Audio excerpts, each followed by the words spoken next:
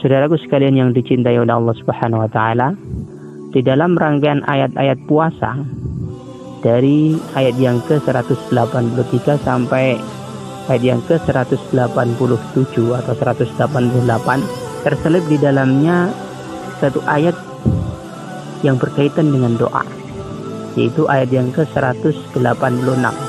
Allah Subhanahu wa taala berfirman, "Wa idza sa'alaka 'ibadi 'anni fa inni qarib ujibu da'watad da'i idza da'ani falyastajibu li wal yu'minu bi la'allahum yarshudun."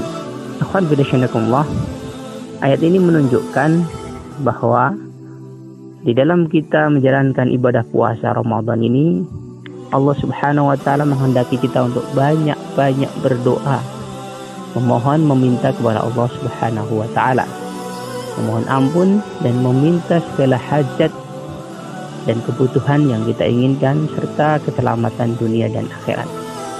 Termasuk diantaranya adalah supaya kita diselamatkan dari wabah corona ini.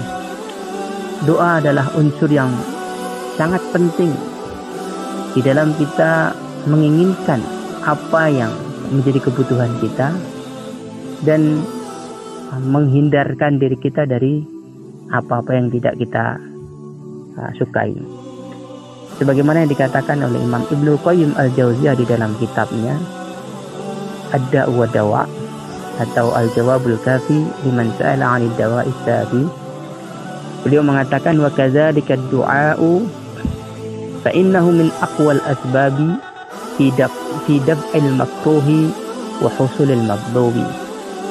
Begitulah doa, sesungguhnya doa itu adalah sebab yang paling kuat dalam rangka untuk menolak sesuatu yang tidak kita suka dan mendapatkan sesuatu yang kita inginkan.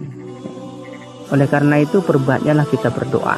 Begitulah para nabi dan rasul telah mencontohkan di dalam Al-Quran bagaimana mereka mendapatkan apa yang mereka inginkan dan terhindar dari segala mara bahaya dengan cara mereka berdoa kepada Allah Subhanahu wa taala. Bukankah Allah Subhanahu wa taala memilih Adam, menerima taubatnya dan menunjukinya, kecuali setelah beliau berdoa kepada Allah Subhanahu wa taala, Rabbana zalamna anfusana wa illam taghfir lana wa tarhamna lanakunanna minal khasirin. Begitu pula Allah Subhanahu wa taala menyelamatkan Nabi Nuh di atas bahtera setelah beliau berdoa, fada'a rabbahu anni maghlubun fantasir.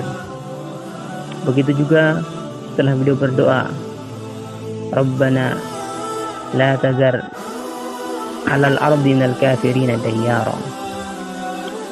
Allah Subhanahu wa taala juga menyelamatkan Nabi Ibrahim dari panasnya api setelah beliau berdoa, hasbunallahu wa ni'mal wakil. Dan juga Allah memberikan berita gembira berupa seorang anak setelah sekian lama, menurut riwayat berumur 86 tahun setelah beliau berdoa, Rabbi habli minas salihin.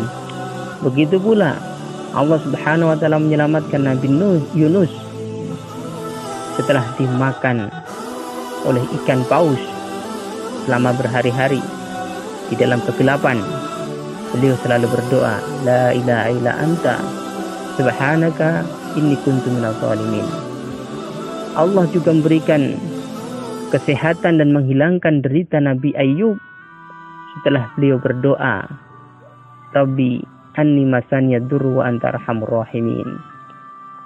Allah Subhanahu wa taala juga memberikan karunia kepada Nabi Daud dengan mampu membunuh Jalut dan menganugerahi kekuasaan dan hikmah setelah beliau berdoa, Rabbana afriq alaina sabra wa tsabbit aqdamana wansurna 'alal qaumil kafirin.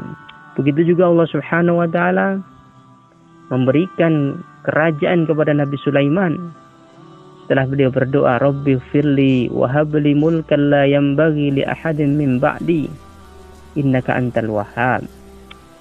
Dan bukankah Allah Subhanahu wa taala menganugerahkan kepada Nabi Yahya seorang anak setelah menjadikan istrinya yang sebelumnya mandul lalu ia bisa mengandung. Rabbi la tadarni fardan wa anta khairul warisin.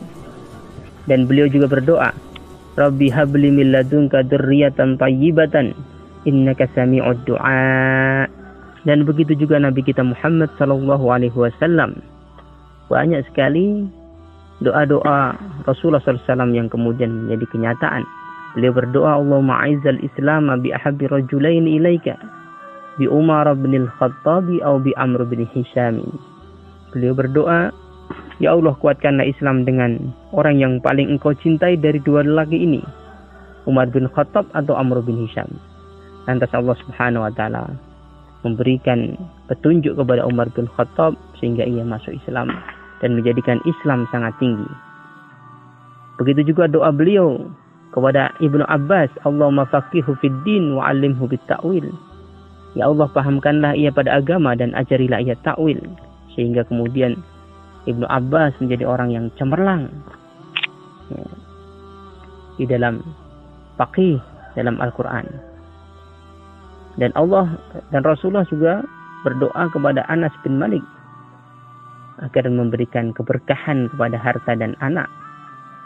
Sehingga dalam satu riwayat disebutkan putri beliau Umainah berkata kepadanya bahwa ketika Hajjaj tiba di Basrah, ada lebih dari 120 keturunan Imam Anas bin Malik yang dimakamkan sebagai korban daripada pembantaian Hajjaj.